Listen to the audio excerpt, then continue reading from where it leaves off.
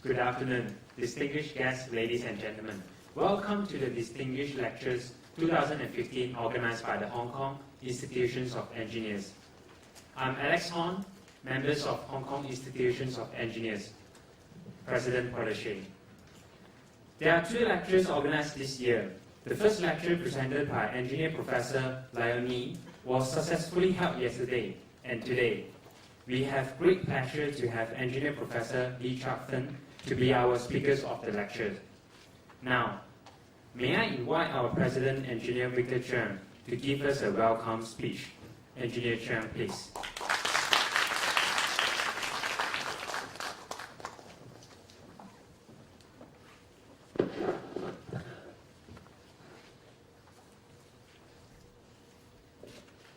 Engineer Professor Lee, distinguished guests, fellow members, ladies and gentlemen, good afternoon. On behalf of the institution, it is my pleasure to welcome you all to the second distinguished lectures of this session.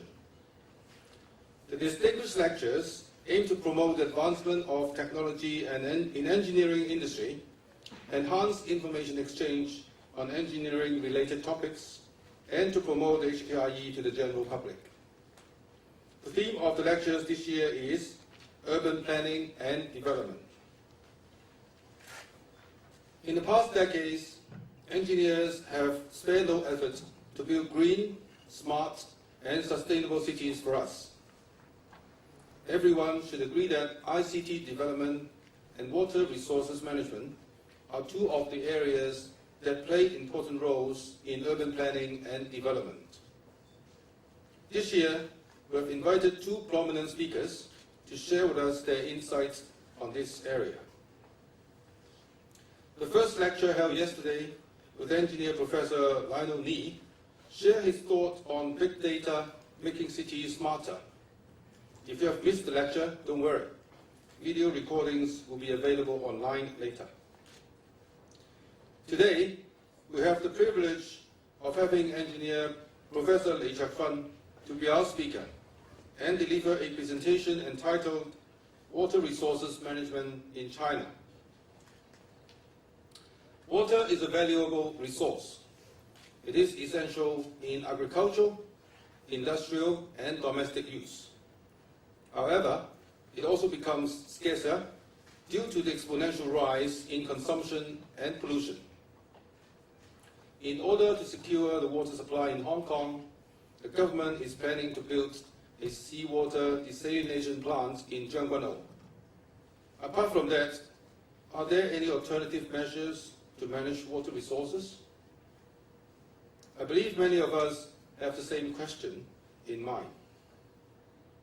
This afternoon, Engineer Professor Lee, who is also a water resource engineering expert, will discuss with us the way to deal with water resources from short-term engineering measures to ecology-driven preventive measures, which eventually lead to ecological improvement and sustainable management of water resources. Finally, my appreciation goes to the organizing committee, our sponsors, Hong Kong Licensed Plumbing Professional Association Limited, and all the participants who make the lecture possible. Thank you very much. Thank you, Engineer Cheung, and please be seated. Now, may I invite Engineer Raymond Chen, immediate past president of the HKIE, who is also the session chairman of today's lectures, to come on stage and introduce our speakers. Thank you. Engineer Professor C.F. Lee, distinguished guests, fellow members, ladies and gentlemen, good afternoon. It is my pleasure to be here to introduce Engineer Professor Lee to all of you. Professor Lee has been with the University of Hong Kong since 1994 and is presently the director of Hong Kong U School of Professional and Continuing Education. He is an internationally renowned expert in geotechnical engineering. After graduating from the University of Hong Kong, he worked on hydro and nuclear power projects in Canada for some 20 years. He also actively participated in the design and construction of the Three Gorges project, the Earth 10 project, and the Daya Bay project, etc. In recent years, he has focused his studies on the ecological aspects of water resources management in China, in addition to engineering aspects. Being a member of the Chinese Academy of Engineering, a fellow of the Canadian Academy of Engineering, and a fellow and past president of the Hong Kong Academy of Engineering Science, achievements of engineer Professor Li were widely recognized. He was appointed a Justice of Peace in 2003 and awarded the Silver Bohemian Star and the Gold Bohemian Star in 2005 and 2013, respectively. He was also a recipient of the K.Y. Low Medal of the Engineering Institute of Canada in 2001, Fulbright Distinguished Scholar in 2005, and the Gold Medal of the Hong Kong Institution of Engineers in 2008. Queen Elizabeth II's Diamond Jubilee Medal in 2012. For volunteer and community services, Professor Li has served as the president of the Fu Hui Charitable Foundation since 2003. The foundation has donated funds to build schools and hospitals in the mountainous areas of Western China. He is also the chairman of the board of the Hong Kong Institution of Promotion of Chinese Culture, the Yu Zhongyi Academy Management Board, director of the Yu Zhongyi Hosekun, member of the board of the Western Ritz-Carlton Cultural District Authority, and member of the Commission on Strategic Development, etc. This afternoon, Professor Li will give a brief account of the strategic and engineering measures to deal with the national shortage of water resources, to mitigate flood hazards, and to control water pollution. Lessons are learned from past negligence and failures and outlined, along with the long-term missions and plans for ecological improvement and sustainable management of water resources. Ladies and gentlemen, would you please join me to warmly welcome our speaker this afternoon, Engineering Professor Li, please. Thank you, Engineer Chen. May I now invite our speaker, Engineering Professor Li Ka-fen, to deliver his presentation, Water Resources Management in China. Engineer Professor Li, please.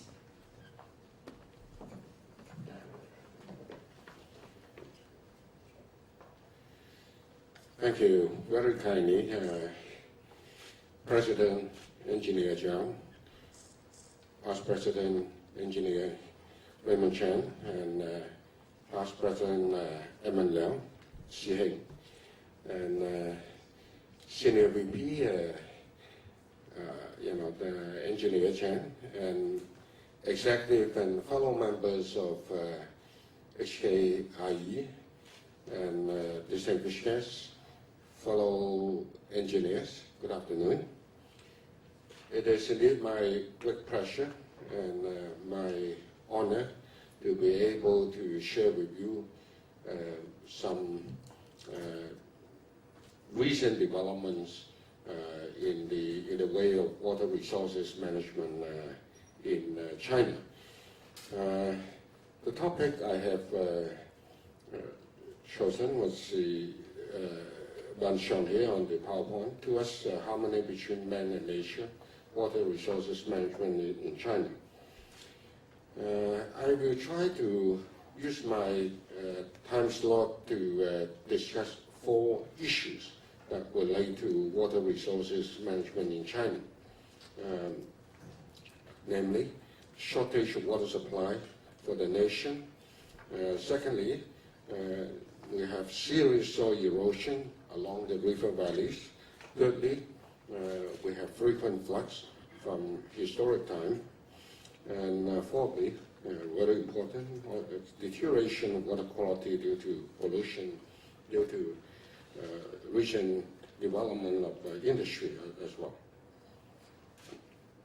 I will try to portray these 4 issues along with the proposed solutions.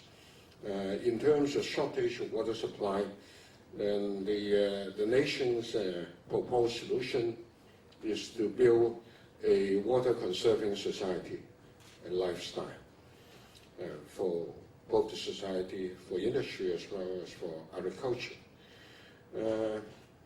For the problem of serious soil erosion, the country has embarked on an exercise called the Long Green March, 綠色長征, which means massive revegetation of the hillsides, particularly in the Yellow River Valley and the Yangtze River Valley. In terms of dealing with frequent floods, the general solution is to try to provide outlets for flood water, in addition to damming. In other words, we need them to regulate the flow, but we also need to provide outlet for the flood water. The fourth problem, water pollution. The current strategy is to provide stringent control, stringent regulation to deal with the problem. Let me report on these issues one by one. Issue number one, shortage of water in China. China has, of course, its own share of water resources, but this will be characterized by two factors. First being that we have relatively low quantity of water available per capita per year. This is largely because of the huge population of the country. Secondly, it has a rather uneven distribution across the nation, which means more in the south, not much in the north. The total amount of annual precipitation in China is in the order of 6 gigacubic, of which a little more than half will be, consumed by evaporation and transpiration, which means that the quantity of water available will be in the order of 2.8 gigacubic meter. Now, how does that translate into per capita per year? In terms of water available per capita per year, you notice that we have the global average indicator here.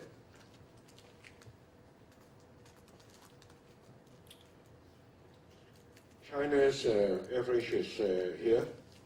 So the national average is in the order of 30% of the global average. That's the national average.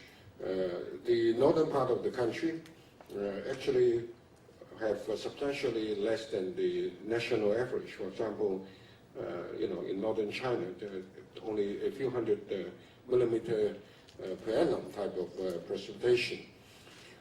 You may wonder whether this scarcity of water supply would, means that the country or the people would be starving, because of the lack of water. I don't think that's necessarily the conclusion, because if you look at the column here, this is the country of Israel in the Middle East. They also have 380 millimeter per annum, that type of per capita, per year type of quantity of water available. But they managed to do reasonably well in terms of the economy, in terms of the industry, and so in other words, if you use your water wisely, it does not necessarily mean that the couple hundred or 300 or 400 millimeter would lead to a serious starvation problem. I mentioned earlier that we have rather uneven precipitation across the nation. In the southern part of the country, typically we have 2,000 to 3,000 millimeter per annum, whereas in the north is typically a few hundred. Particularly dry in the northwest, Xinjiang and some of the northwestern provinces, less than 100. So it's almost like semi-desert in some area. This is the amount of annual rainfall again, 3,000 or so in the south, decreasing towards the north, particularly the northwest. There are records of frequent serious droughts in China. If you look at the Chinese historic documents, there are plenty of description of serious drought. Sometimes the drought would lead to the major starvation crisis and lead to the change of dynasty or government as a result. Lots of miseries and suffering at times to join. Even in contemporary time, we still have serious drought in parts of China. Even in southwestern part of China, a few years ago, they have a very serious drought. Well, you wonder what I'm trying to show you in this picture.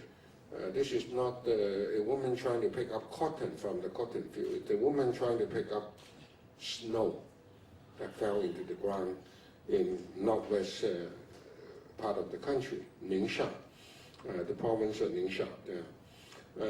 You see, water is in such a scarce supply situation, so whatever precipitation that falls in the ground, you try to maximize its utilization, be it the rain or be it the snow. So, after the snowfall, you have people going out and picking up the snow. Then what do they do with the snow? They pick it up, and then they will put it in water storage tanks, typically something like this, with a cover, a lid. They collect all the snow and put it there. Each and every family in Ningxia and many parts of Gansu and other provinces in northwest China would have water tanks like that. Locally, they call it sui gao. There are tens of thousands of this sui gao water storage tank in northwest part of the country. So every time when they have snowfall, they pick up the snow and put it there. The water will be used for two purposes. One for daily use, the other is for irrigation, agriculture, for growing crop. The man driving this truck wears a white cap, so it tells you that he's a Muslim from the province of Ningxia. I should also mention that this type of water storage tank also received the attention of some of the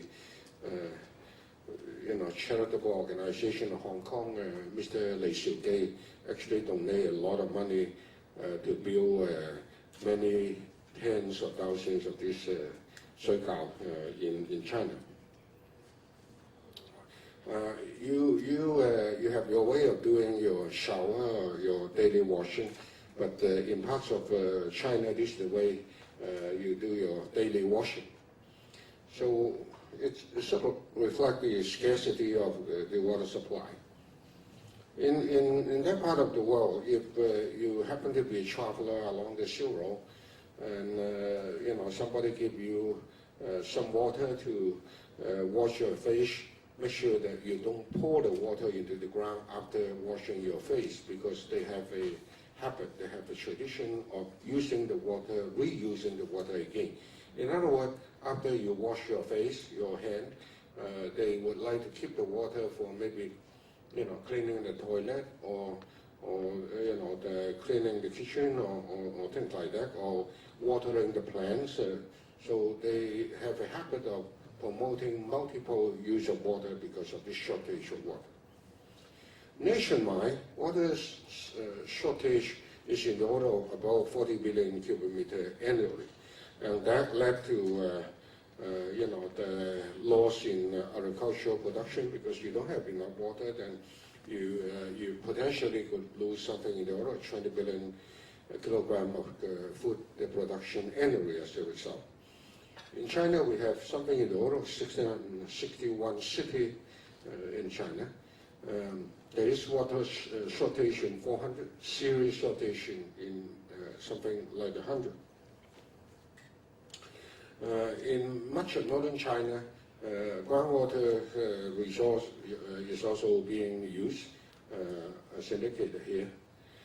That led to over-extraction of groundwater in many places and led to major drawdown of the groundwater table. For example, take the case of Beijing. The red line shows the groundwater table in the year 1959. And then progressively with time, the groundwater table keeps falling down. It indicates that the recharge wasn't, sufficient to, enable the groundwater table to resume its normal position. So it's like a serious over-extraction of groundwater. This is a north-south cross-section along Hebei province, Hebei, from the south to the north. Similar kind of situation with groundwater table drawdown, starting from 64, the blue line, and all the way down. It's kind of a erratic drawdown because of the local geologic conditions. Some areas you have more water, groundwater, some areas you have less, so you have this kind of a rather uneven or non-uniform type of drawdown. Because of the massive over-extraction and drawdown, then the land tends to subside. And the supply then is not uniform, resulting in the ground surface being split apart, here and there. For example, this is in the city of Xi'an. In Xi'an, they have a phenomenon called ground cracking. In Chinese, 西安地裂縫. It's not a hairline crack. It's a crack, as you can tell, it's very substantial in size. And it, unfortunately, extends to many, many tens of kilometers across the city. So sometimes the crack would lead to structural damage, as shown in the picture to the right. Actually, I took the picture in the 80s myself, but this is a building in the Northwest University in the city of Xi'an, Saipak Daihao. So, and the crack really goes deep, there. People in Xi'an vicinity sometimes are very concerned about this ground cracking because many of the farmers felt insecure that this might lead to earthquake.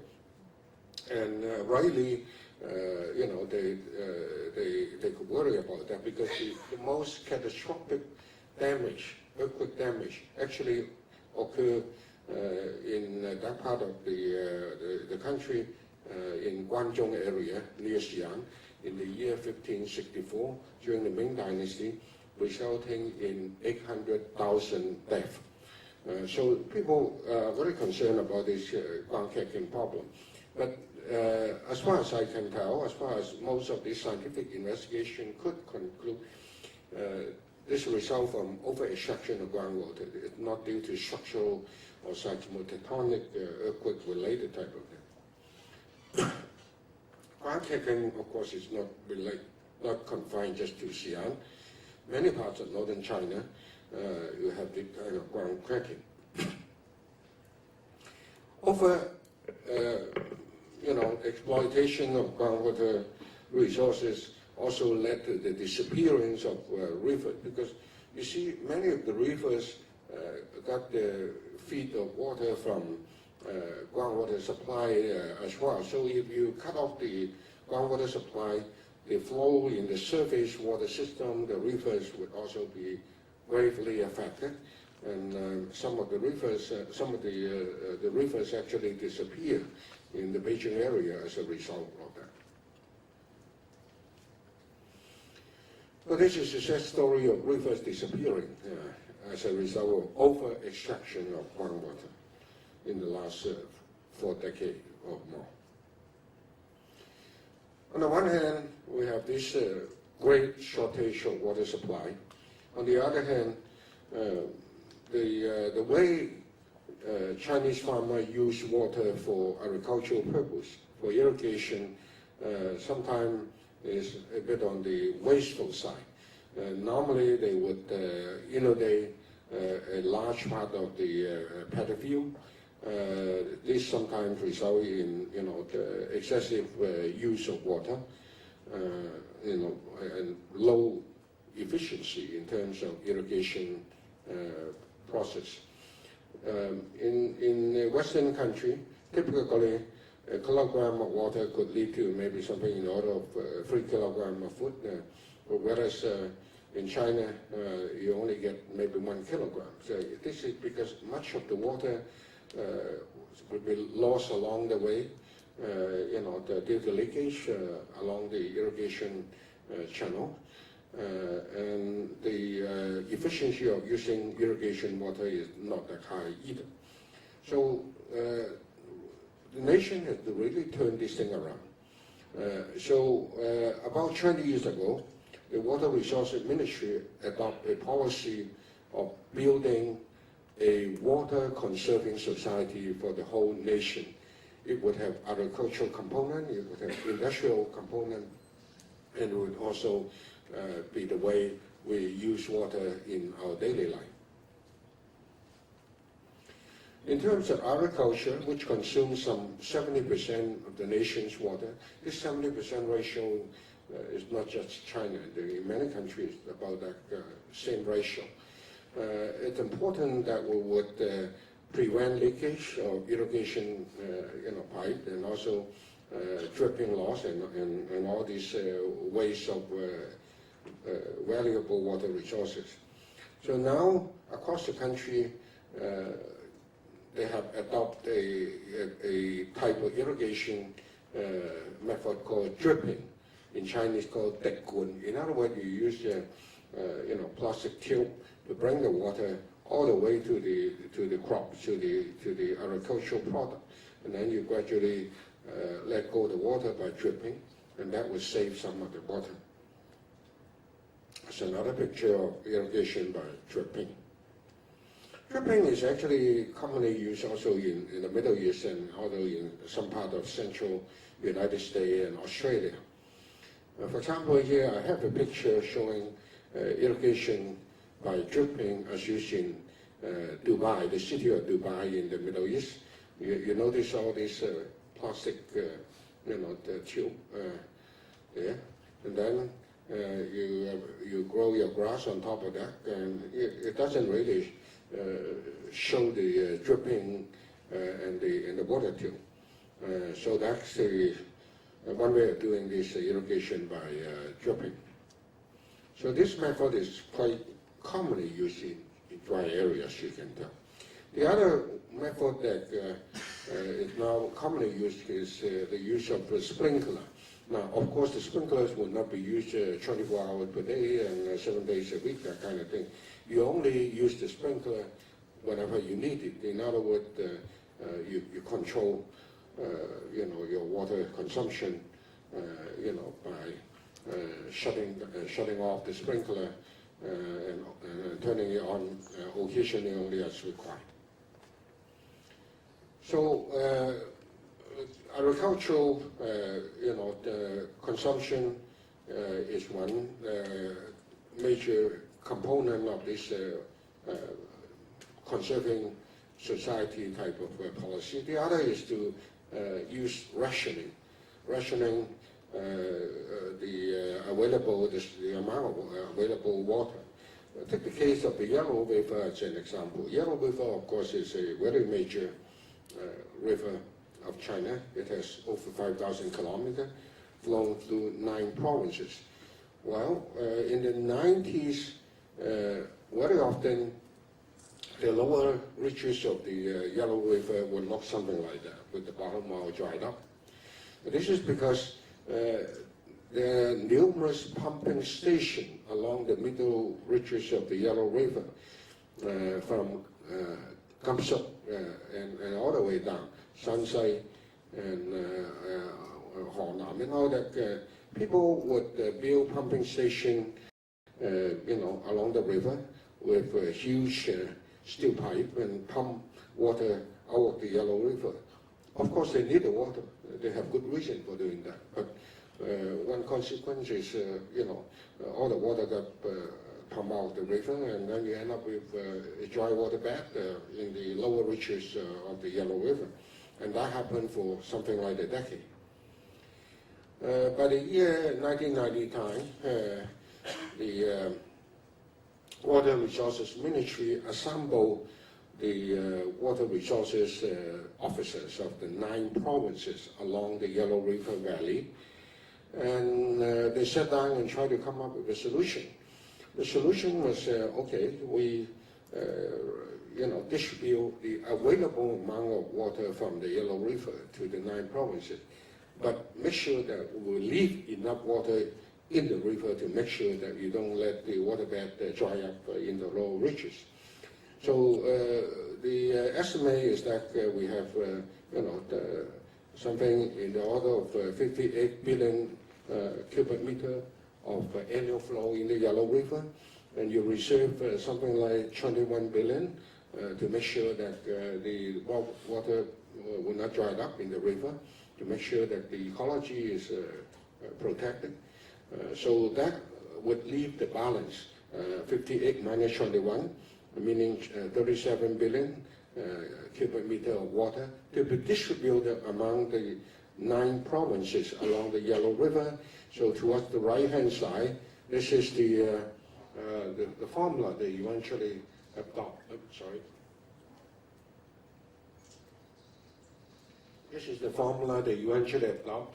So much for the province of Qinghai, so much for Gansu, Ningxia, Neimong, and all this. The Sichuan doesn't get much.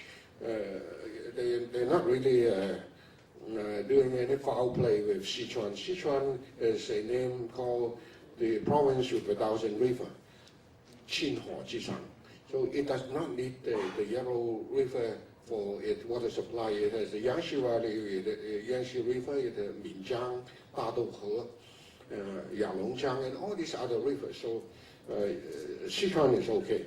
So the amount of water available in the Yellow River will be distributed accordingly to the 9 provinces, and each province will then distribute its water to the different cities and towns.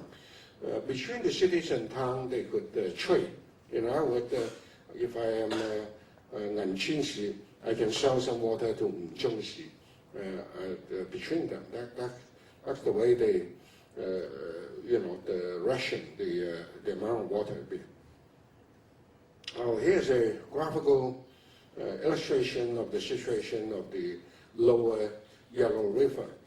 The blue columns reflect the number of days wherein the Yellow River flow was cut off, was all dried up in the 90s. So starting from the year 1991, 16 means 16 days in the province of Henan, Daxing, all the way to Shandong, 16 days, refer to cut off for Yellow River. No water in the river. 82, it went up to 83, and then, by the time it, reached 1997, it became more than 200 days. So it became a very alarming situation to people. And by 1999, they came up with this rationing scheme. So from that year onward, it's 0, 0, 0, 0 all the way. It's indicated here. That means the rationing scheme has been implemented.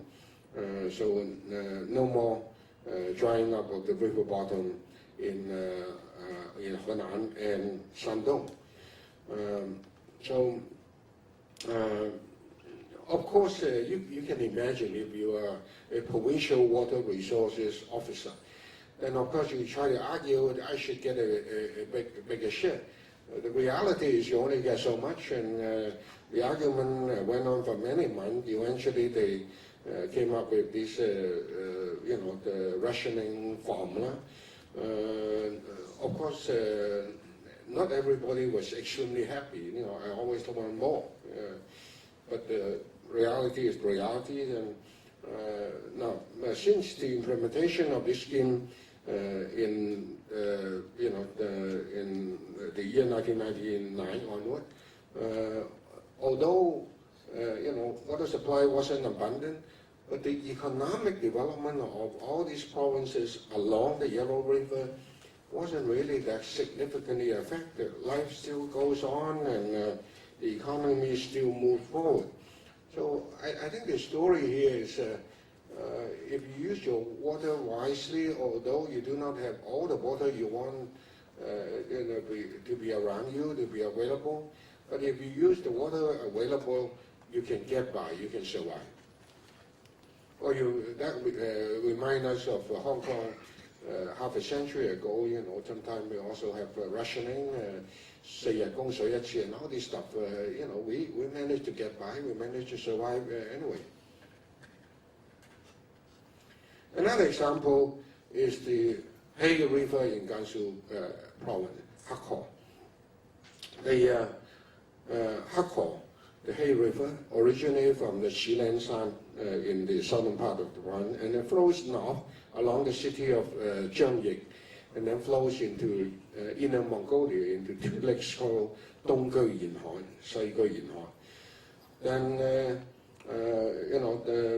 by the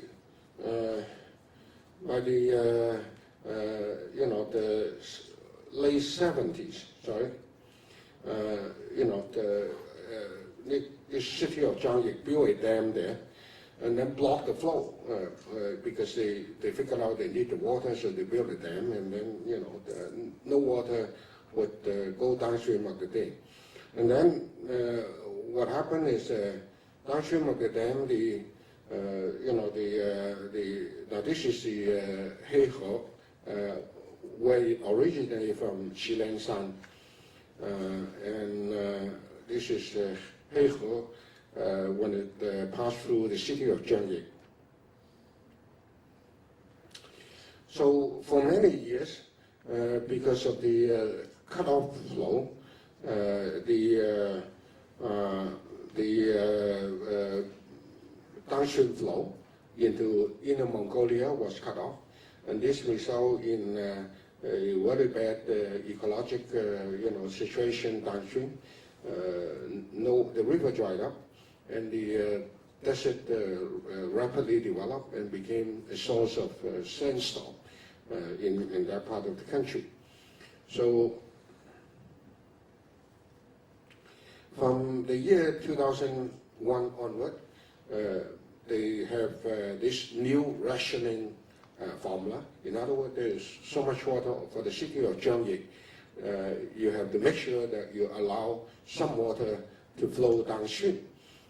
So water started flowing downstream again in the year 2001, and then the ecological condition improved.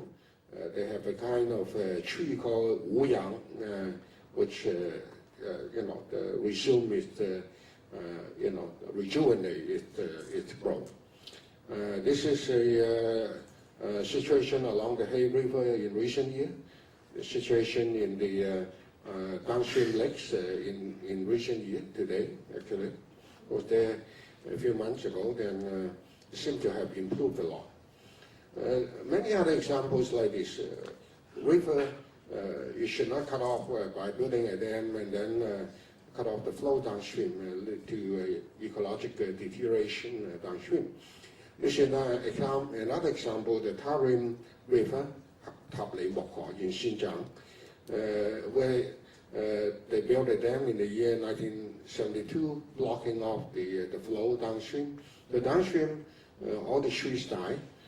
Again, from the year 2000 onward, because the country adopted a policy of building water conserving society, so they start this rationing scheme again. So they have to make sure that some water will go downstream to rejuvenate the ecology downstream. So this is the Tarim River in autumn. That was the dam built in the 60s that blocked off the flow. Now it had to make sure that there will be water downstream.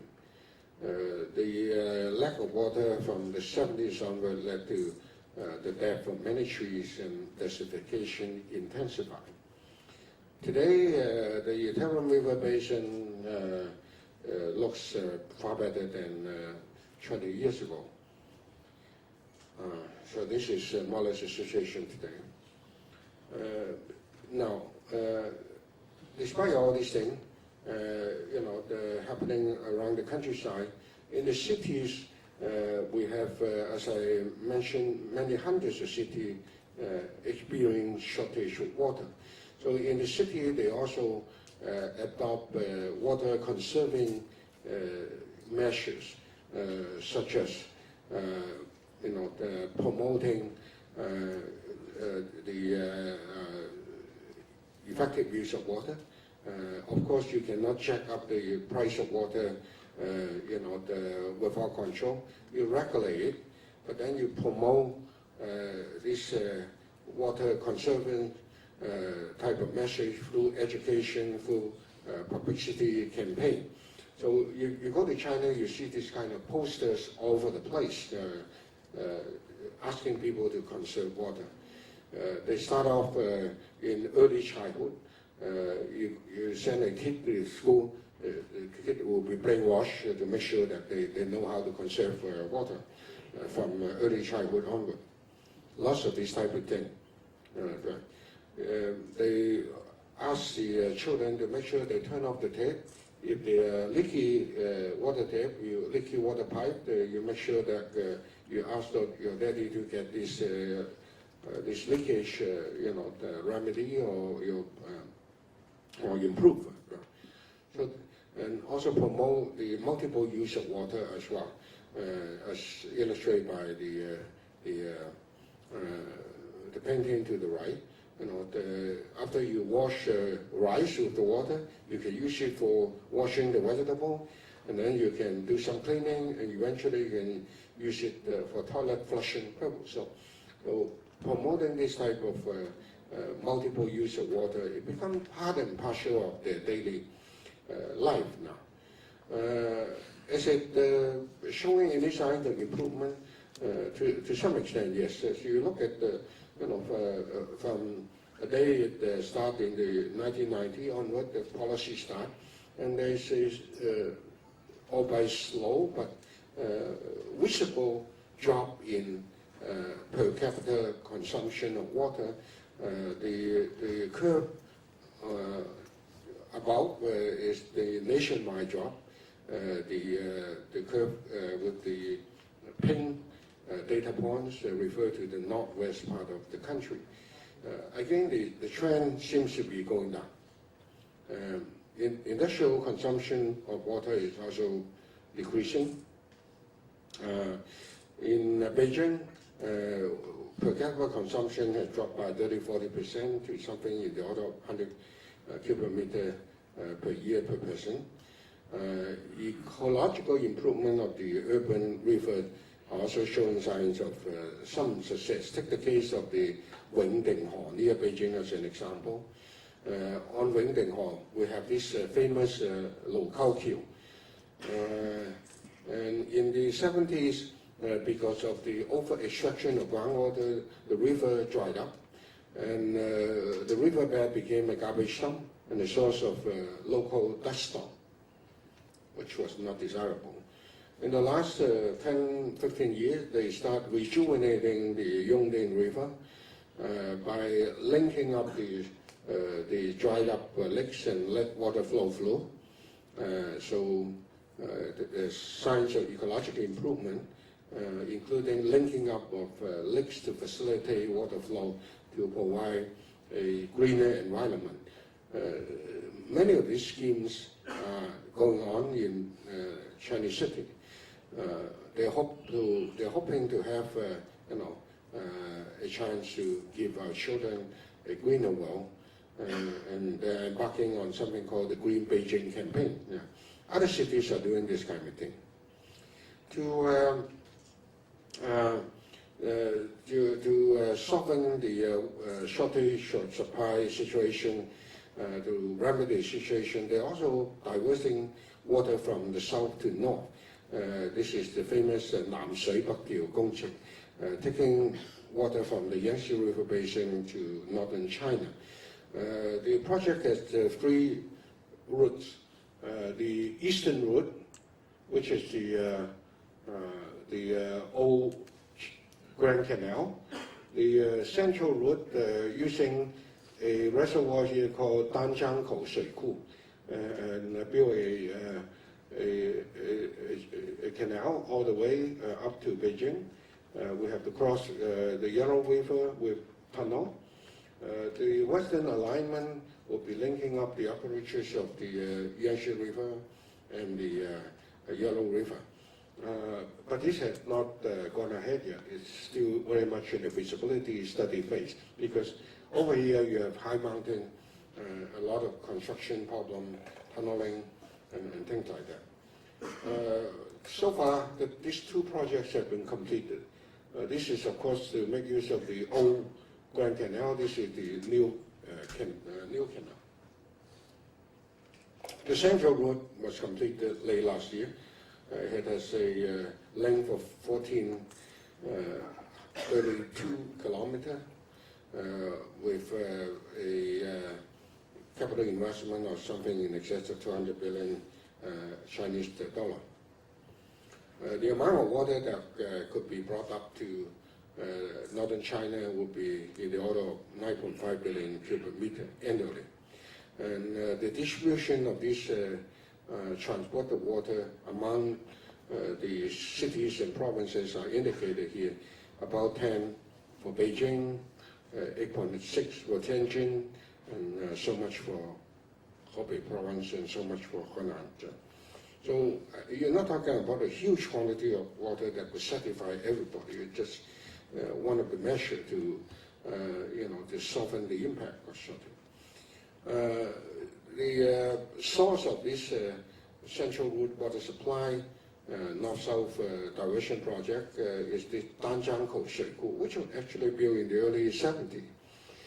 What they end up doing is to heighten the dam, to make the dam higher, to increase its storage capacity before letting the water go up now. This is the height increase, heightening of the dam, as I mentioned. The height went up by 14.6 meters. This is construction going on to do that. This is, nearing completion, the new dam, heighten the dam. The canal that goes up north, pictures of this canal, the new canal basically, with diversion trough. This is the tunnel across the Yellow River, the intake, the tunnel across the Yellow. Well, there is no free dinner, no free lunch. To bring water up north, you need to resettle something in the order of 350,000 people, Yiman. Not an easy job. You have to, make sure you compensate people, and people are not always happy being moved out of whatever they're living. So even if you have this major engineering wonder, there is a price that we have to pay. And I should really now move on to the second problem. I mentioned that soil erosion being the second problem. For many, many centuries, we Chinese tend to use timber as the major source of residential construction for building homes for ordinary folks, for building palace for the emperor, and all this. So as a result, we cut a lot of trees. We also need the timber for the logs for home heating in winter in the old days. So lots of timber were cut down. This is showing log being flown down the river. You got all these logs for housing construction, but if we look at the hills in the background, they are becoming more and more barren. Legend has it that the Qin Emperor, Chen Jiwang, built a huge palace called Ofenggong, using the wood from the province of Sichuan and vicinity. And there was a poem which described his palace construction project.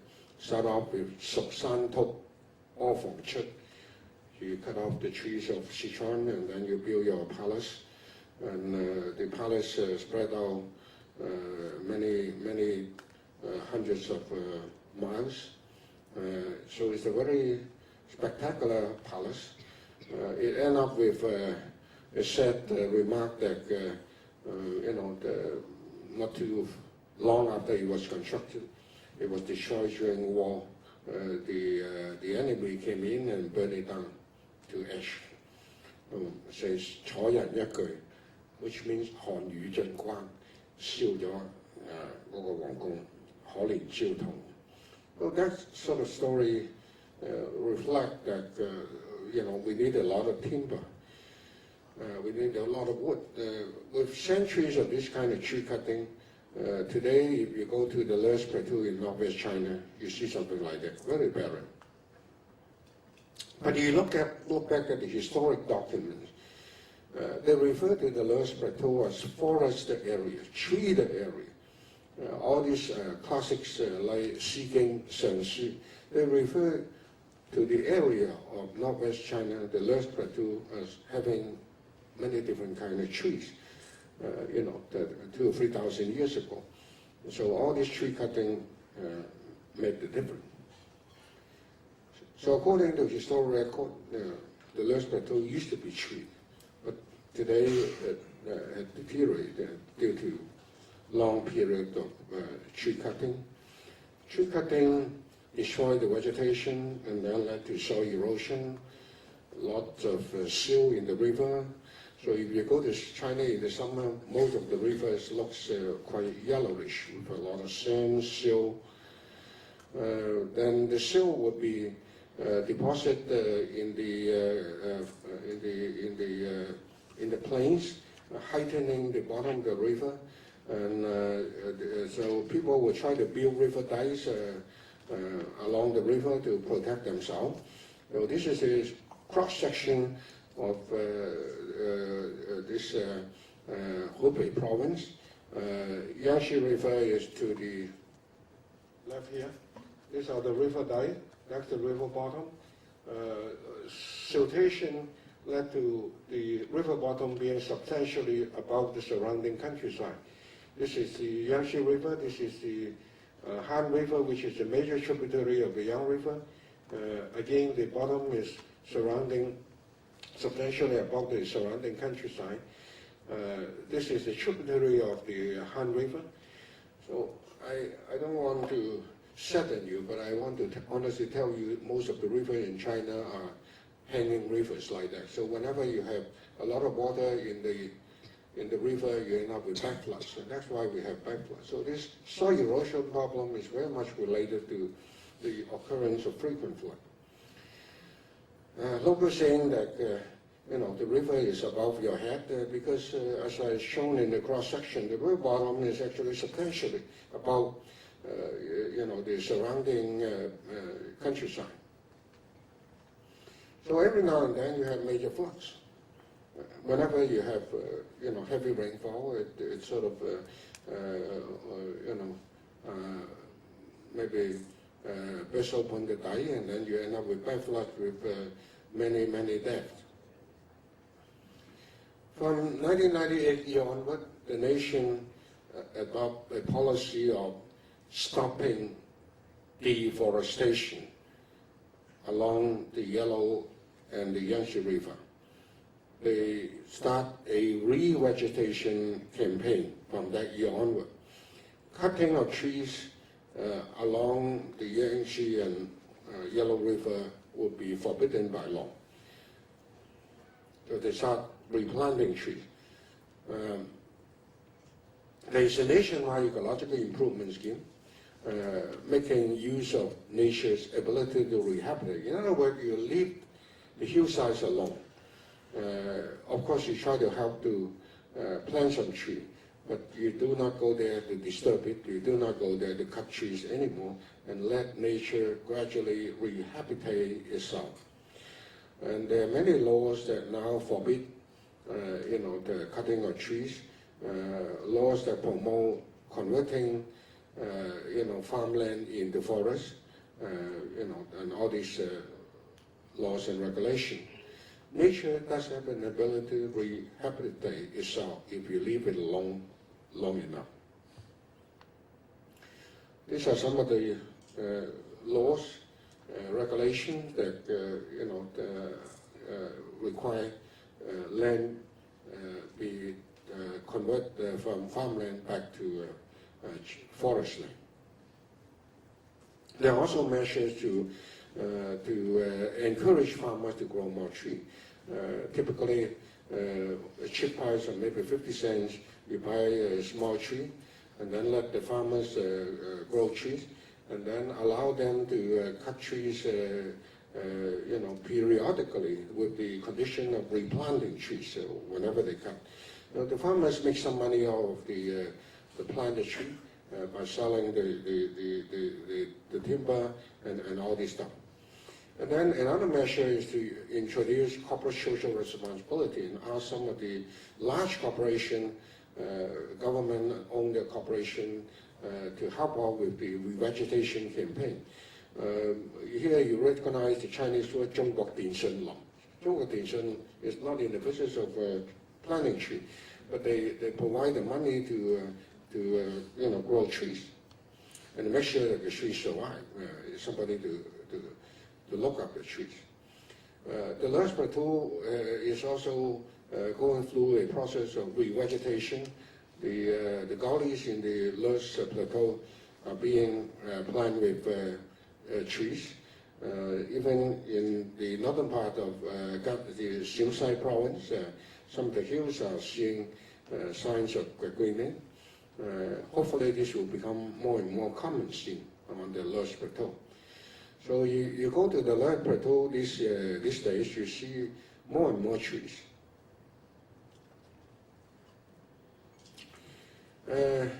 What this picture is showing is that we Hong Kong people also chip in to help with revegetation in the Loess Plateau.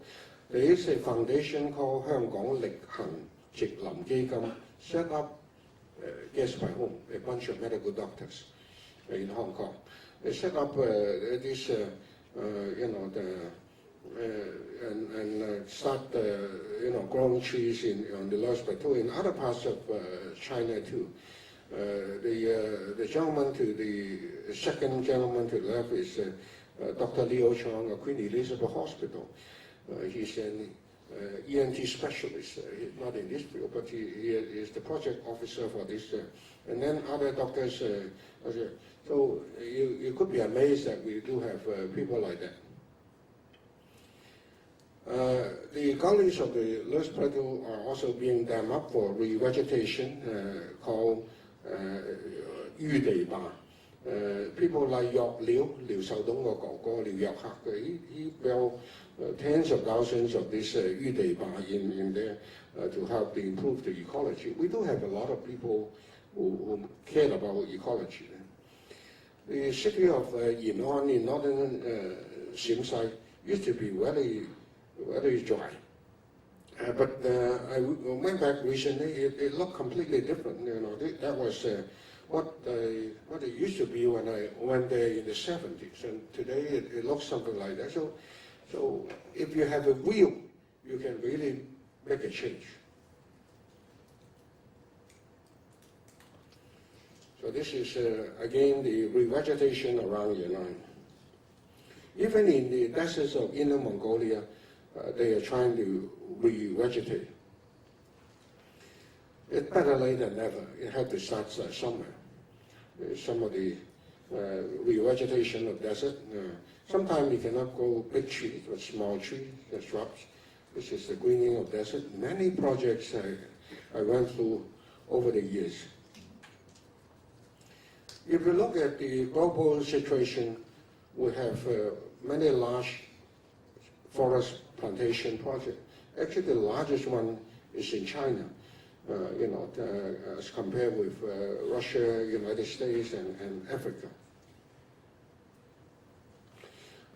Countries with largest forest area, of course, Russia and Brazil, but China is catching up.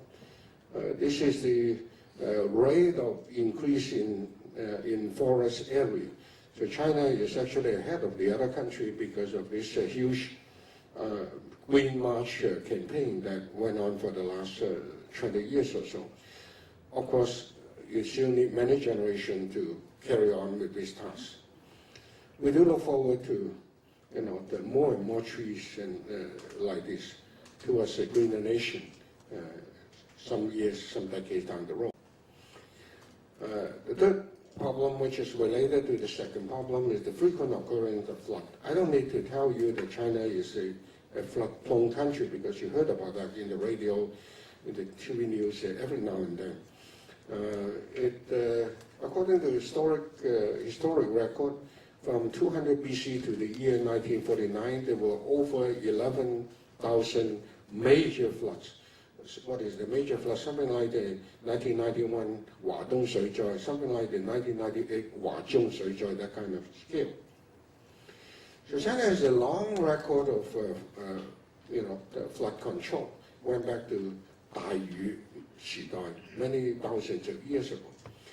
The Yellow River is known for its frequent occurrence of floods, change of river course as a result of flood, resulting in huge damage, huge disaster for the local population. Water is an essential factor for life, but it sometimes could bring misery to people as well. So we have a long history of flood control, combating with flood, starting from Emperor Yu. Despite all this, the occurrence of flooding seems to be decreasing with time. The historical record indicates that because more and more human activities tend to have more and more flood. We have to give the local officials some credit that for something like half a century effort, they have done a lot of water control type of project. Strengthening, reinforcing the river dikes. They have built many dams to regulate flow. So you look at this statistical chart. China has actually more dams than any country in the world. This is the record of so-called large dam. Large dam means any dam over 15 meter height. 15 meter below that would not be counted as large dam. China obviously has more dams. So because China is a huge agricultural country, so we need the water for irrigation, we need all these dams. So it comes way ahead of the other country in terms of dam construction. The Three Gorges Dam is one example. Basically, it's to provide storage of flood water, to make sure that the central part of China will not be subject to flood as in the past. Dams, of course, other than flood control, it has hydro generation capacity as well. You look at some of the hydro power stations being built or completed in China in recent years. Here's the quick list: Three Gorges and many others that I was involved over the year. Now, how big are these hydropower stations? You look at the middle column, which is the installed generating capacity. And then you look at the bottom, CPL and Hong Kong Electric. Hong Kong Electric has a total installed capacity of 3,400. How does that compare with some of these dams? And you can understand how big these hydro projects are.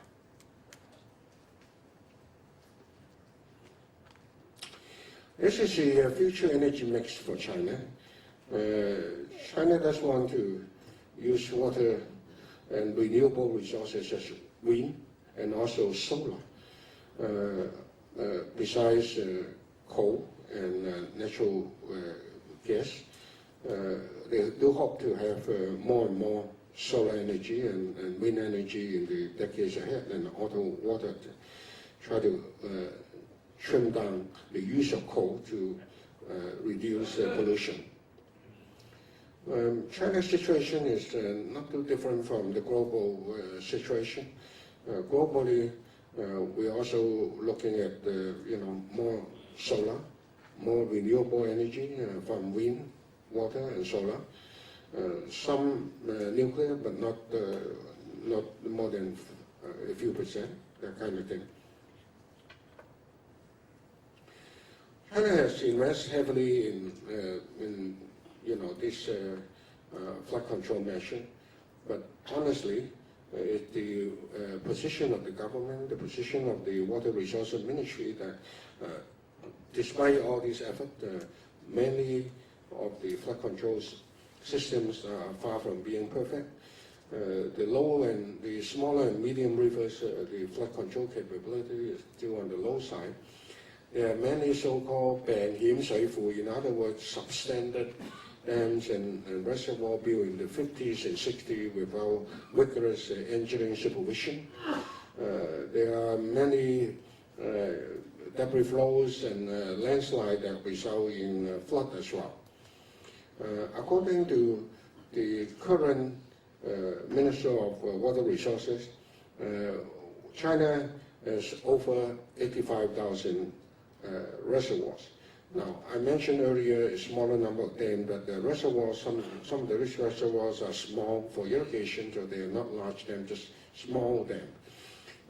So they of course were built for good reason, but many of these dams, what he described here, 先天不足後天失調, which means in engineering standard substandard. 病險問題好突出, loss of inadequacy. So out of 85,000 dams, the reservoir, 37 of them are considered to be substandard. That's a very huge percentage. In the last 20 years, they have embarked on a dam safety improvement program. This is a scheme that the amount of money they invest in reinforcing the dam to make sure that they are brought up to today's engineering standard and safety standard. This process is still going on. Each and every year, there are thousands of dams being reinforced under this dam safety program. Similar kind of thing is being done in other countries, including United States and Canada. Many of the dams built in the 50s and 60s, they do not measure up to today's standard, and you need to upgrade their safety as well. These are the reason why some of the old dams are considered to be risky because of the deterioration and aging problem, efficiency and design. Many years ago, the standards are not as high as today. We are all engineers. We understand that design standards do change with time. I mentioned that the debris flow sometimes result in bad flood situation and damage to the population. Let me call you an example. Something happened 5 years ago, August the 8th. I was in that province at the time, and now this is before. This is a town called Zhouqu, on the Bailongjiang. Before the debris flow, you see the small river here, which looks rather innocent. Now this is what happened after the flood. So it torn the town apart, resulting in 1,700 deaths. So this is the kind of debris flow they have in China. There are many other debris flows in the western part of the country. For example, this one in eastern Tibet, with huge amount of debris. because of the melting of the ice.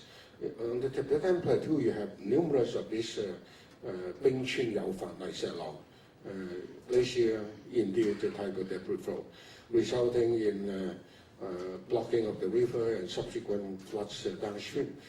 When the dam eventually break up, it will be huge flood. In some cases, some of the flood will go down to the country to the south, India, and then you end up with international problem, which happened. China has also learned its lessons in water resources project.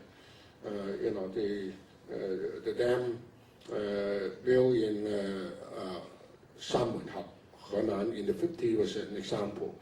In the 50s, China was on good relation with Russia, so they commissioned the Russians to build China's first modern dam on the Yellow River. The Russians at that time, of course, was very experienced in dam design and construction, so they went ahead and built their dam and supplied Russian power equipment for power generation and all that. Except the Russians forgot that in the Lurs Plateau there is so much silt in the river. You build a dam, you build a reservoir, and the reservoir could pile up with silt quite readily. Some people try to caution them, but the Russians thought, we didn't have that problem. It shouldn't be too bad. They went ahead and built it. A year after the dam was built, it really got sealed up, and it became a white elephant. And by the late 50s, the Russians and the Chinese no longer, got too friendly. So the Russians left, and the Chinese left with this mess. So they artificially blast a few tunnels at the bottom of this dam to flood the silt out of the reservoir. So some of the silt will be flushed out.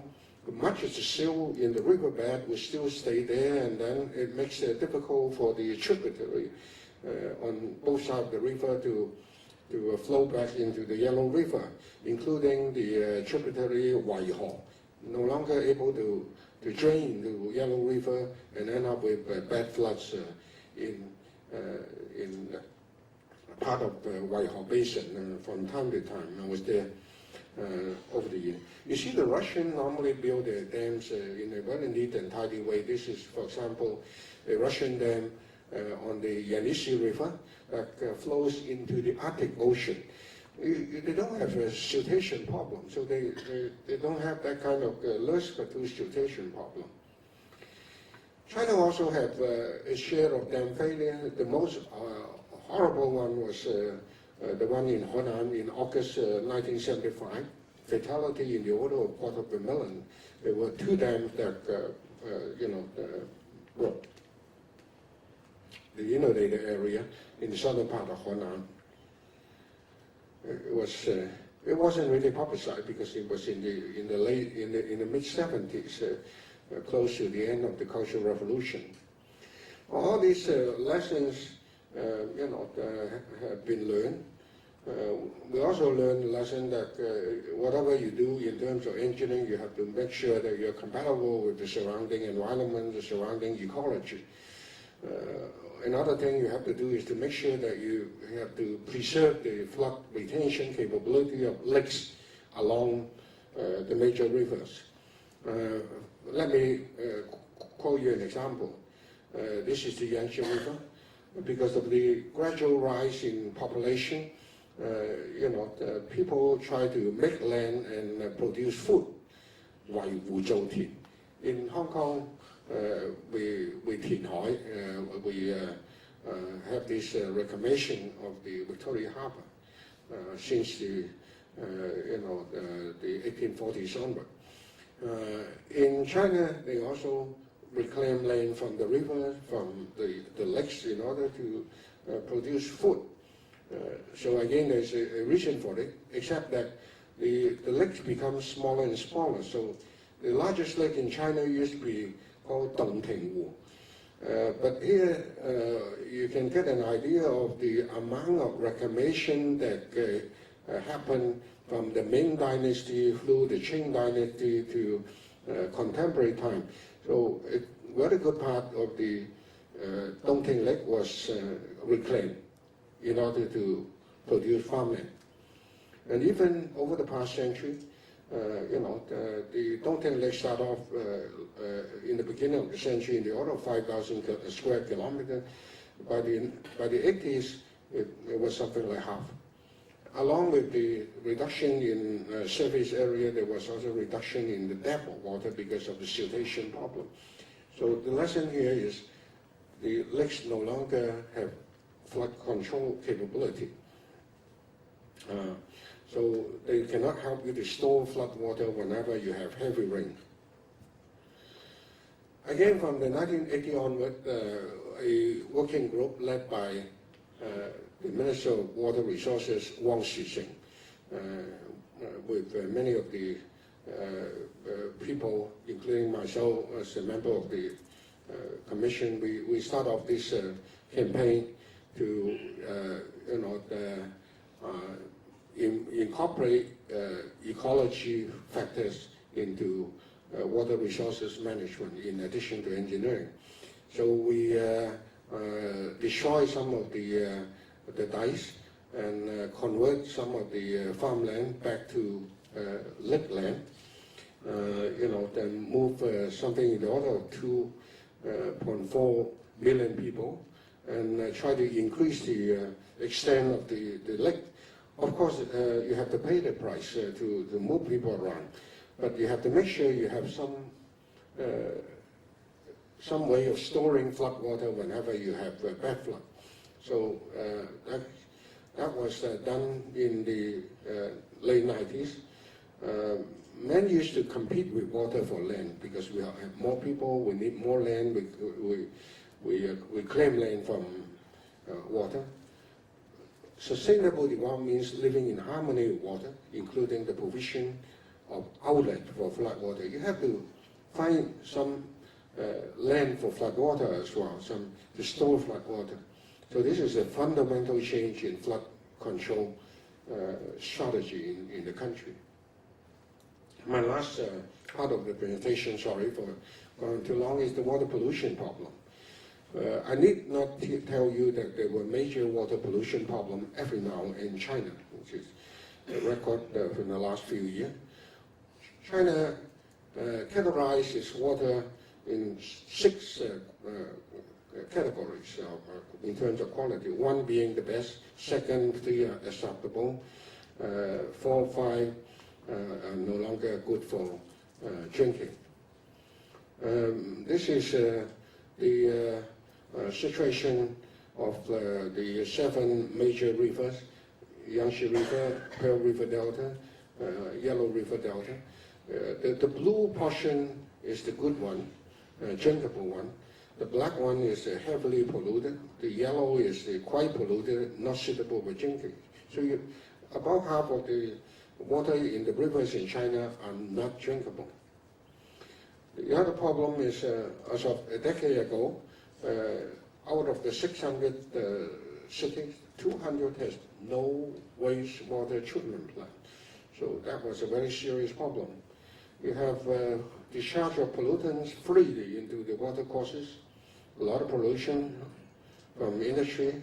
I don't want to bother you with this, but it's a very bad situation that affects the fishermen because of the pollution. Even the groundwater tend to be heavily polluted. And by a decade or so ago, we have this blue algae problem in Taiwu. Blue algae is an agricultural water pollution problem. The fertilizers in the farmland got washed down into the lake, and the fertilizers are nutrition for the algae, and the algae just grow madly and then took up all the space within the lake. And when the algae die, then you end up with a very bad situation. Blue algae problem didn't come out of the blue. It has gradually developed over the years. And then by the year 2007, it becomes a huge problem. Nobody dared to drink the water in the Tai pool anyway. Eventually, the province spent a huge amount of money fixing up the situation, $14 billion. What it means is build wastewater treatment plant, build a piping network to collect all this water coming out of the fertilized farmland, collect all the polluted water, go through all this normal wastewater treatment before letting the water goes into the surface water bodies such as lakes. So similar kind of problem in the Dan lake in Yunnan, Wannan Dianxi. Again, they also invest heavily in building water treatment plant and building a network, a piping network to collect all the polluted water from the farmland. And again, it is something that has happened in other countries, including Japan and North American countries before. You do your homework, build your wastewater treatment plant, build up your the piping network to collect all this water, and to do a job properly, you can tackle it. So there's an engineering solution to the problem. In recent years, wastewater treatment plant has become a very major municipal investment with thousands and thousands of wastewater treatment plants built across the country in all the cities. Huge number of wastewater treatment plants. They now adopt a policy of green economy, stringently regulating, the polluting industry to try to address the problem. These are some of the bad guys, so to speak, that produce much of the water pollution. Some of this industry, they have to be a bit more mindful of this pollution problem. China in recent years passed many of these regulations, environmental, water protection, and all that. And then they have set up monitoring teams of police, so to speak, to make sure that these laws are being adhered to. They have actually shut down thousands of plants, including pulp and paper mills, torn down, leather factory, electroplate plants. They're starting to introduce automated monitoring system and try to bring the monitoring system up to modern standard. Well, how does the situation compare with a decade or so ago? Here we have two columns depicting the water quality in major rivers in China between the year 2006 and 2013. This is 2008, 2006, this is 2013. For Yangtze, for Yellow, for Pearl River, for Shangfa River, for Huaihe, and all these the 7 major rivers of China. By and large, you see some improvement. The blue part actually increased. The blue part is the drinkable part, the better quality paper, water. So there is some improvement. There's still, of course, a long way to go.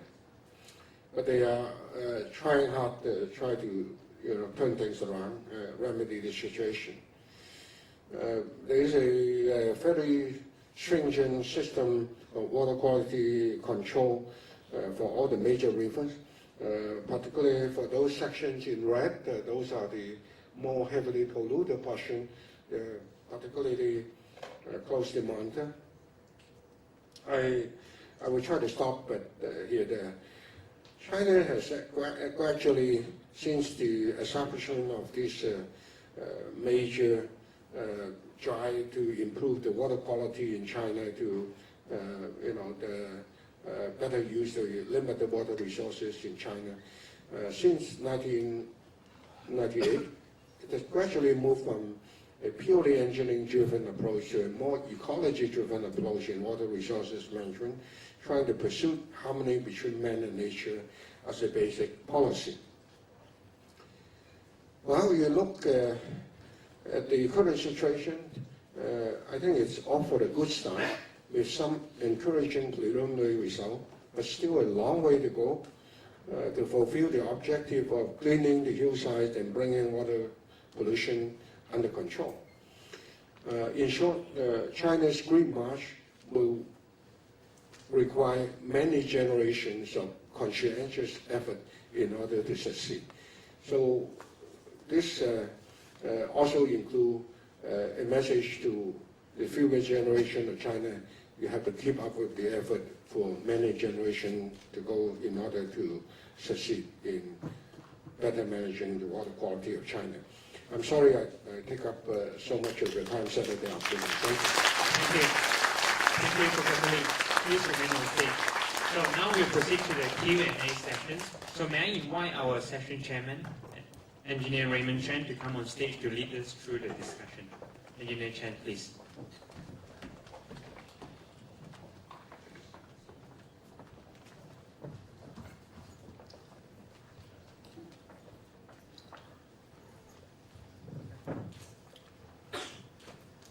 Once again, thank you very much for the very interesting talk, Professor. We have a few minutes for Q&A. I know Professor has another session in Central Library in 15 minutes' time. Therefore, if you do have any burning questions, Professor is happy to ask and to answer. And if you feel comfortable, more comfortable to ask in Putonghua or Cantonese, by all means, Professor is agreed to, he will be answering your question in the language you ask.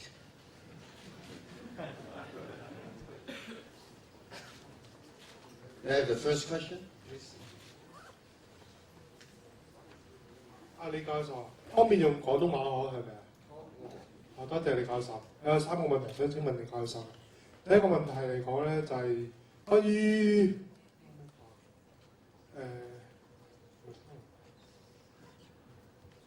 咩水壩你要加高14米咧？呢位工程方面問題想請教下你，因為壩加高咗，個下邊個石屎應力就會重好多。咁關於工程方面，佢嘅壩安全係數啊各方面，希望可以大家分享下研究下關於呢方面嘅工程問題。第二個問題咧就係想請教李教授，如果我係一個工程嘅畢業生，我想去幫助祖國去醫治啲病壩，咁有咩門路去入行咧？第三個問題我覺得好奇怪，李教授個 qualification 同個 ability 其實唔需要跟姚宗儀教授學任何嘅嘢，因為李教授嘅能力同能量係非常之強大嘅。咁我覺得好奇怪咧，因為以姚宗儀教授佢所有嘅嘢，佢用途又唔係好廣泛。啲李教授會係咁大威力咁有咁廣泛嘅能力嘅人，點解唔需要跟姚宗儀教授學嘢？點解李教授要跟姚宗儀教授學嘢咁奇怪咧？就呢3個問題，多謝晒李教授。唔係好 sure 我聽得好明嗰啲。你聽到第一個問題係咩話 First question is the heightening of the dam by 40 meters is a technical problems and a challenge.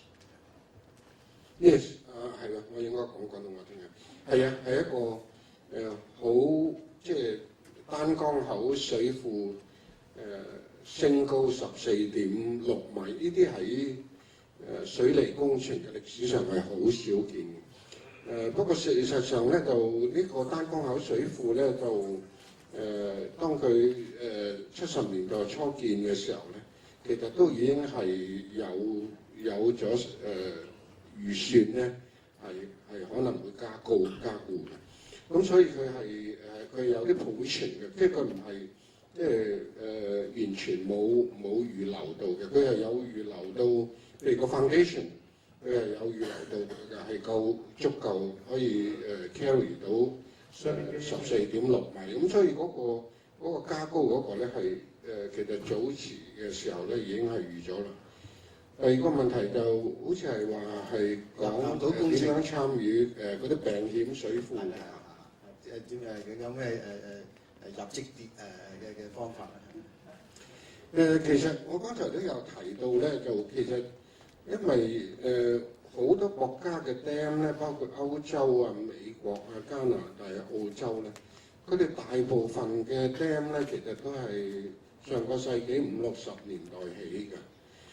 咁就 over the year 咧，我哋做 engineering 嗰行都知咧，即係個 tendency 咧就係嗰個安全標準就高咗好多。即係特別譬如佢嚟抗震標準 ，earthquake resistant design。因為以前我哋對地震風險咧唔係掌握得咁好似今日咁全面嘅。咁即係任何建築物咧，佢嗰個 design standard 都會出入邊。咁所以咧，所有國家咧都有一個叫做 dam safety program。我以前喺加拿大都係做過好多呢類咁嘅 old dam 嘅upgrading。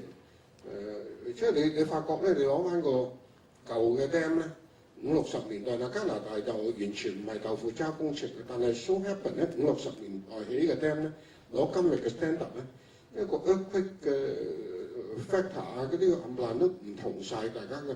咁你嗰個 load 大咗，咁你要 justify 呢個 dam 係 stable， 咁你咪要做 reinforcement。所謂 dam safety program 咧就主要就呢啲做呢啲 reinforcement。咁所以呢樣嘢都唔係淨係中國有，中國就比較多，但係其他國家都有。咁至到點樣做咧？咁啊通常咧就有個10年或者即係譬如美國咧，US Bureau of Reclamation、US Army Corps of Engineer 冚唪唥呢啲機構咧，都有一個10幾年嘅 dam safety program。dam safety program 咧就轉 upgrade 嘅 program。咁點樣做咧？第一件事咧就你攞 today's design standard， 然後咧就比較下呢個 old dam 當日個 design standard 爭咗幾多。咁你需要 provide 啲咩 additional 嘅 safety measure， 點樣加固佢？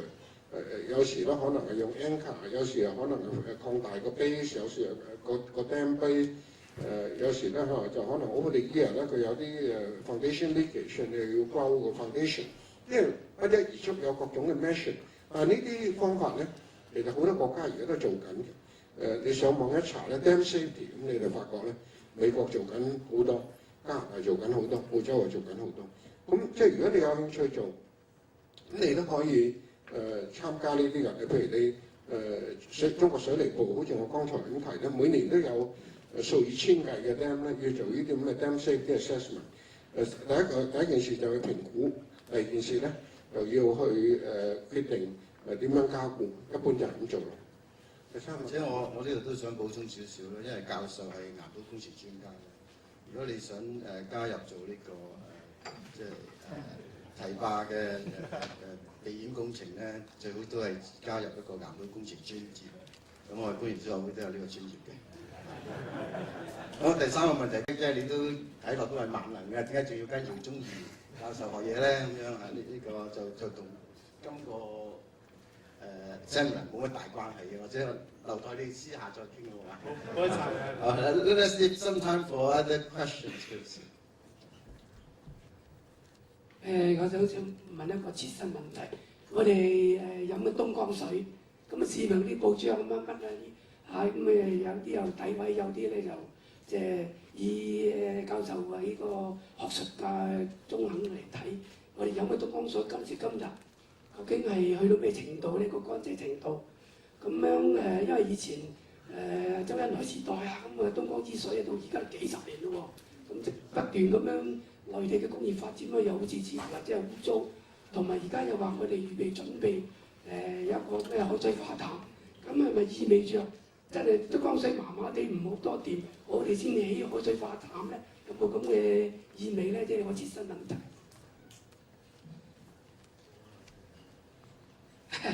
我意思即係以你工程界睇東江水個染污程度啊，而家去到邊？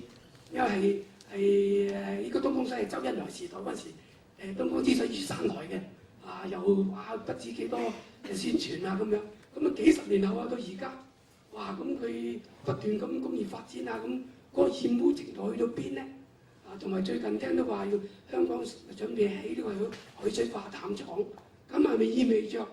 喂，都唔係好適宜飲啊！我哋先做呢樣嘢。或者即係都係即係想傾下東江水同埋香港起化淡廠嘅關係啦。咁我嘅理解就係其實我哋起化淡廠就唔係因為東江水飲即係污染太嚴重飲唔落嘅，其實主要都係即係將長遠嘅供水系統咧要多元化咁解嘅。啲教授都有咩補充？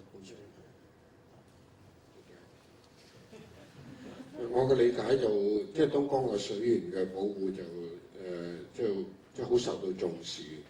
咁啊當然任何地方隨著工業嘅發展咧，個污染嘅源頭又越嚟越多，咁所以都係好唔容易。其實因為呢類咁嘅工業造成水資源嘅污染咧，都唔係淨係中國一個國家，美國都經歷過，即係好多呢啲咁嘅water pollution problem 咧。我哋喺北美洲做過咧，有個叫 super fund 嘅，就係專係做呢啲政府攞一大筆錢出嚟做呢類咁嘅 clean up。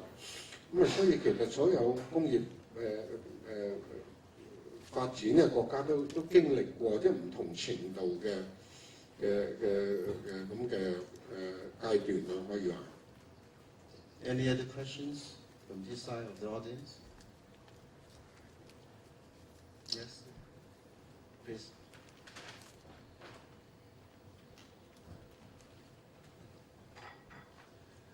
李教授你好啊，咁我想請問聲咧，而家香港嗰個水嘅資源啊，或者今日嗰個主題係中國水嘅資源咧，其實我哋可唔可以參考翻好似新加坡咁樣樣？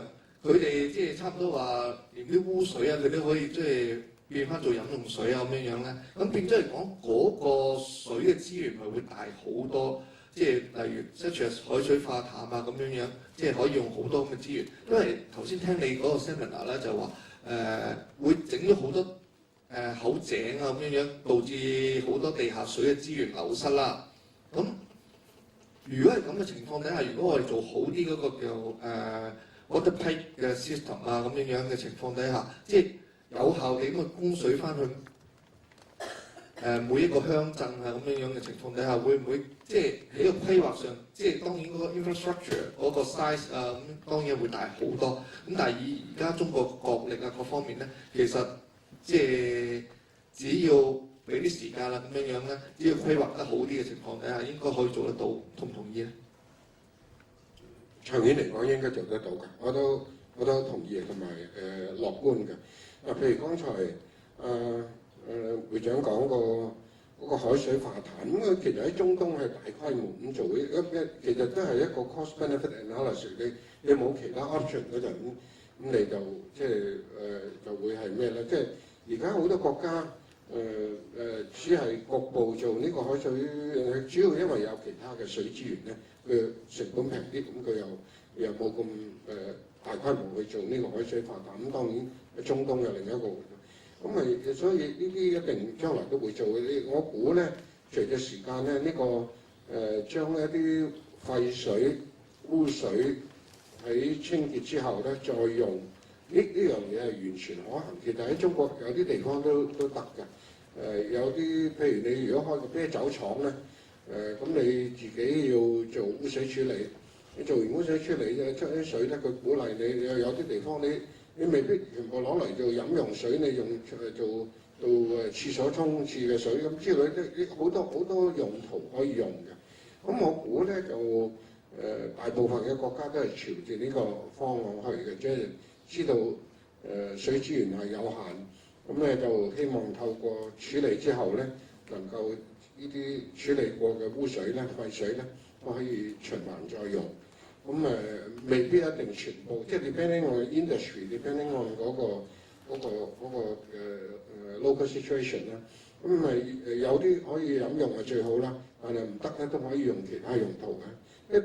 其實大多數國家我都知道朝住呢個方向努力。多謝你。Okay, any more questions?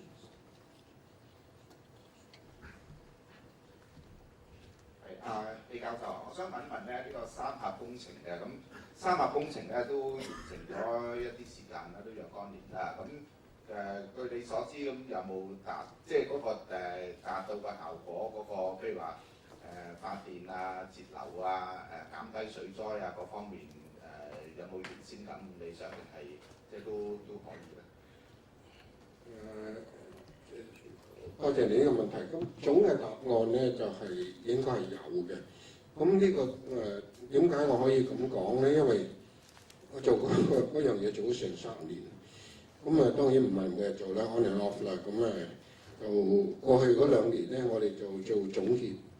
咁80年代嗰批人咧，就翻去重新檢討你當年定嘅各種嘅標準，各種嘅目標係咪達到咧？咁做咗一個好詳細嘅檢討。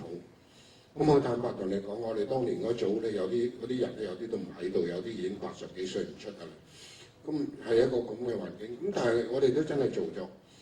咁就你提到因為發電咧，就其實就冇問題嘅，因為大家都知道水力發電其實係一個 old technology 嚟嘅。咁不過即係中國而家就可以做一啲好大型嘅水輪機，好大型嘅水電站係咁解啫。咁就係規模大，但係個 technology 本身係一個 old technology， 就咁所以發電冇問題。防洪咧就基本上咧，因為起咗三峽大壩，連埋清江上邊嗰3個壩，連埋漢江上面嗰幾個壩咧，佢哋有一個調節長江流量嘅系統，即係話咧，如果四川又係巴山銳漲秋池落大雨。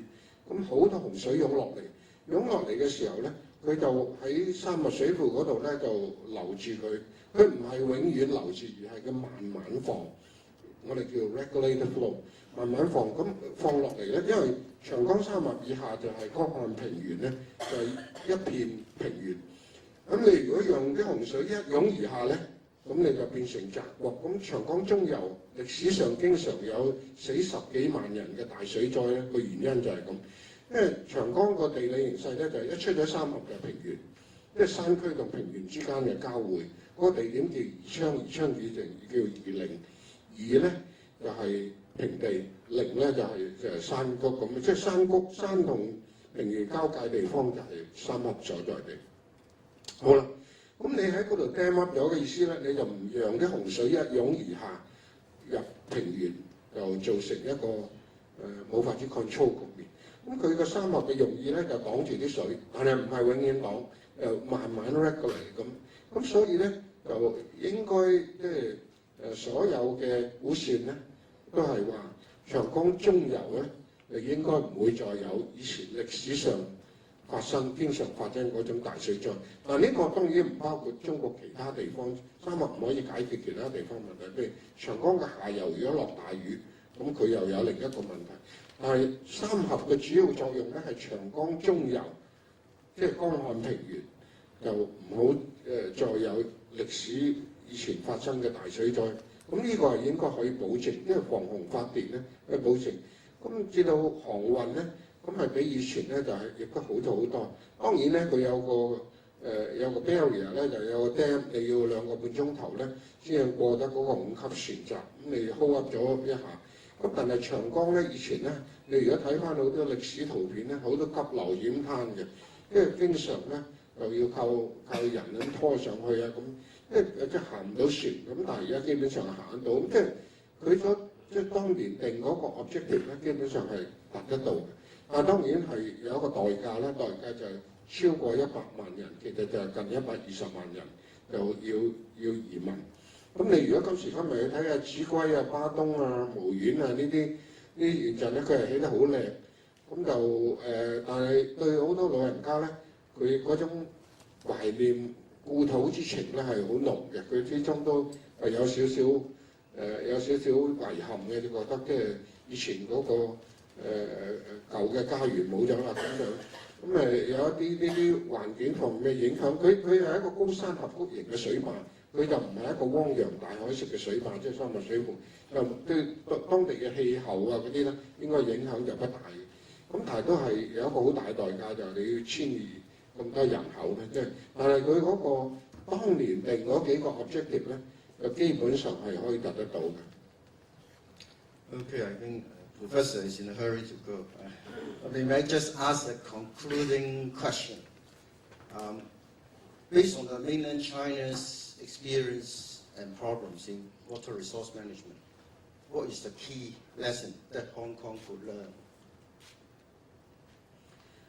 I think the main thing we could learn is whatever we do, whether we show water resources management or any other, we have to make sure that the projects take into consideration the environment, to make sure that the project would be compatible with our objective for sustainable development.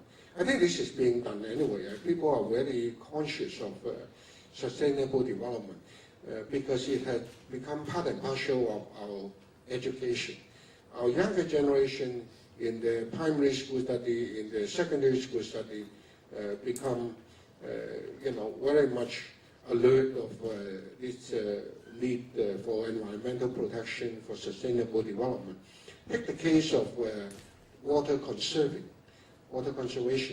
You notice I showed you several pictures showing how they brainwash the children to make sure that the children, right from the early childhood, know you have to make sure you preserve your water, conserve your water, do not waste your water. Make sure you keep on reminding the children, and the children make this part and parcel of their lifestyle. In other words, you make it a part of your education process. I think we're doing that, and I'm pretty sure that this would have an impact. Thank you very much, Professor. Thank you for a very informative and thought-provoking talk. Thank you indeed. Thank you, Engineer Chen, and thank you, Engineer Professor Lee. Please stay on stage. So now, may I invite Engineer Victor Cheung, President of HKIE, to come on stage and present a souvenir to Engineer Professor Lee.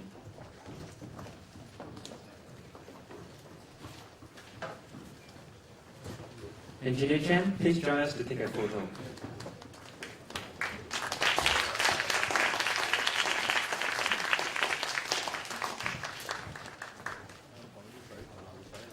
Thank you, and please remain on stage. Now, may I invite all Hong Kong IE officers, past presidents, representatives from our sponsor, Mr. Yip Tat Pong, Vice Chairman of the Hong Kong Licensed Plumbing Professionals Associations, members of the organizing committees of the distinguished lectures, and our Chief Executive and Secretary, Ms. Monica Yun, to come on stage and take a group photo.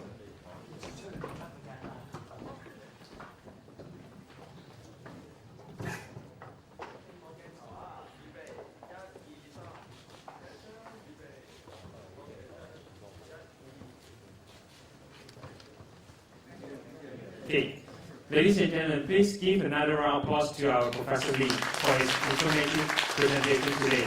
So this will mark the end of today's distinguished lectures, and I hope you all enjoy the lectures as much as I do. So please be reminded to fill in the attendance certs, and our lecture archive will be available on the lecture website, which you can find a link at the back of the brochure. So once again, thanks for coming and have a great weekend. Everybody, happy Mother's Day tomorrow.